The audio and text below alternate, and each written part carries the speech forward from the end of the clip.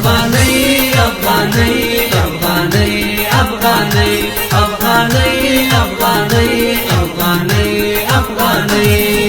مونږ پر رکړه ورکړو نن زمونږ عزت زمونږ مونږ پر رکړه ورکړو نن زمونږ عزت زمونږ جار له افغانیو شم دا ملي هویت زمونږ جار له افغانیو شم دا ملي هویت زمونږ افغاني افغاني دلته د غنخېل ولسوالۍ ته د مارکو په بازار کې او د ولسوالۍ په بازار کې وګرځېدلو د ولایت مقام د حکم په اساس باندې 15 لکه وړیا افغانۍ دلته راوړې وې چې په خپل لاس د ولسوال صاحب او د ښاروال صاحب د غنخېلو د دوی په شتون کې په دوکاندارانو باندې د تقسیم کړلې چې په دې کې د یوه ګون نه نیولې تر سلګون پورې موږ افغانۍ راوړې وې دا د هغې دا په اساس باندې موږ دلته راغلي وو چې خلکو ویلې چې په مارکو بازار کې او د غنخېلو د ولسوالۍ په بازار کې کلدارې ډېرې چلېږي او افغانیو ته ډېره توجه څوک نه کوي بیا موږ تېر هفته کې چې راغلي وو چې وخت بازار مرزبي کې غټه ستونزه دا وه چې په دې ځای کې وړې افغانۍ کمې وې او بله ستونزه دا وه چې وړې کلدارې ته ډېرې عادي چلېدلې نو بیا موږ د هماغې تصمیم په اساس باندې وړې افغانۍ د ځان سره راوړلې وو د وړو افغانۍ ستونزه چې هغه حل شوله تنګ موږ دلته د صرافانو د اتحادیې سره هم ناسته وکړله چې دوی نورې وړې کلدارې به ناخلي او همدارنګه د هغې په ځای باندې چې چاته وړې افغانۍ پکارېږي هغه به ورته ورکوي دا د افغانیت زمونږ جار له افغانیو شم دا ملي هویت زمونږ جار له افغانیو شم دا ملي هویت زمونږ افغانۍ افغانۍ افغانۍ افغانۍ افغانۍ افغانۍ افغانۍ افغانۍ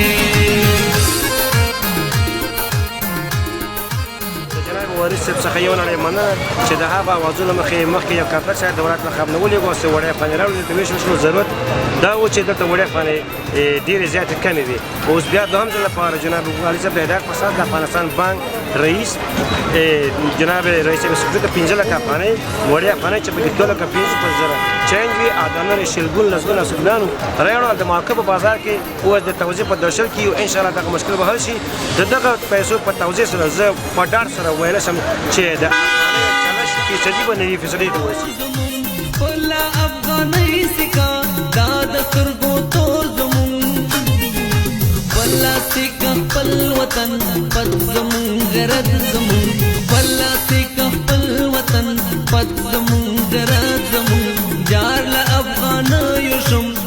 عبدالرشید دولتزی د غنخېلو ښاروال موږ نن د غنخېلو او د مارکو بازار کې وړې روپۍ راوړې وې د غنخېلو بازار کې هم توزیع کړې د مارکو په بازار کې هم د ټولو دوکاندارانو باندې توزیع کړې افغانۍ افغانۍ